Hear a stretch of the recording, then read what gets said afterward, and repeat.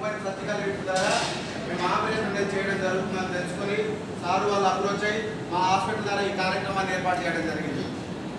ఈ కార్యక్రమం ద్వారా శుక్లం ఎవరికైతుందో వారందరికీ కూడా ఇక్కడే ఆపరేషన్ చేశాం మేము. వీరందరికీ బాగుంది కదా. మార్నింగ్ స్టార్ట్ చేసేటప్పుడు మీరు డబ్బులు ఏమని ఎవరు అడగరా, కొన్ని మీ ఎవరైనా అడిగారు డబ్బులు ఫ్రీగా చేస్తున్నారు కదా.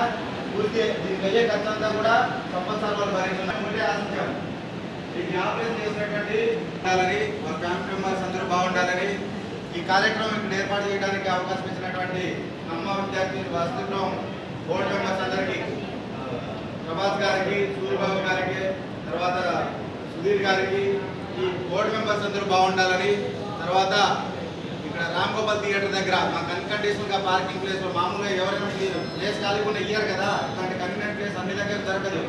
ఆ థియేటర్ ఓనర్ రామచంద్రరావు గారు అన్కండిషనల్గా మాకు సపోర్ట్ చేయడంతో ఈ సర్జరీస్ అనేది మేము అక్కడ కంప్లీట్ చేయడం జరిగింది. దాంతోపాటు బుచ్చిబాబు గారి కార్యక్రమాన్ని ఏర్పాటు చేయడానికి కూడా సార్ సహకారం చాలా గొప్పది. ఎందుకంటే పబ్లిసిటీ విషయంలో పాంప్లెట్స్ పంచడం, లేకపోతే ఫ్లెక్సీలు కట్టేయడం, తర్వాత అన్ని కార్యక్రమం అంటే మొబైల్ చేయడానికి సహకరించినటువంటి బుచ్చిబాబు గారికి, వారి ఫ్యామిలీ మెంబర్స్ అందరూ ఆపరేషన్ చేసినటువంటి మా స్టాఫ్, శంకర్ నేత్రాలయ స్టాఫ్ అందరూ బాగుండాలని మీ నుంచి మేము కోరుకుంటాను. ఒకటే ఈ ఆశీస్సులు ఉండాలా, అందరూ బాగుండాలని కోరుకోవాలా. అర్థమైంది కదమ్మా, మీ నుంచి ఒకటే మాకు అవసరం. తర్వాత మెడిసిన్స్ ఎట్లా వాడాలి అన్నీ చెప్తాం, సార్ వాళ్ళు మాట్లాడిన తర్వాత. అందరూ బాగుంటారయ్యా. విఘ్నేశ్వరుడు, శంకరుడు, వెంకటేశ్వరుడు దయ వల్ల ఇంతవరకు బాగా జరిగింది. మేము 10% ఇచ్చాము, 90% శంకర్ నేత్రాలయ స్టాఫ్ చేశారు. మీకు అంతా సర్వీస్. భానుప్రకాష్ రెడ్డి గారు మెయిన్ దానికి వాళ్ళకి పెళ్లిగా పెళ్ళైన వాళ్ళు ఉన్నారు. మీ దీవెనలు, మీ ఆశీస్సులు వాళ్ళకి కావాలి. ఇట్లాంటి సర్వీస్ ఇంకా చేయాలి.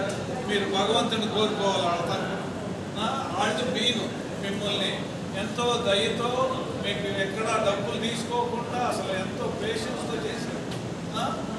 వాళ్ళు చెప్పిన మీరు ఫ్యూచర్ తప్పగా పాటిస్తే మీకు చూపు అంతా మామూలుగా ఉంటుంది. మీరు అవి పాటించకపోయినా దెబ్బే అది. మీకు అనుకున్న ఏదన్నా లెన్స్ జరిగిపోయినా ఈ 4 రోజులు చాలా జాగ్రత్తగా ఉండాలి. సార్ చెబుతారు, దాన్ని ఫాలో అవ్వండి.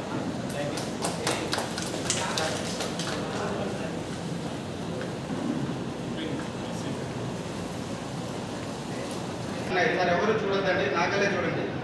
మీరు ఎట్లా మందులు వాడాలా, ఎట్లా జాగ్రత్తలు తీసుకోవాలా, ఏం చేయాలా, ఏం చేయకూడదు, ఏం తినాలా, తినకూడదు, ఎట్లాంటి పని చేసుకోవాలన్నీ చెప్తామా.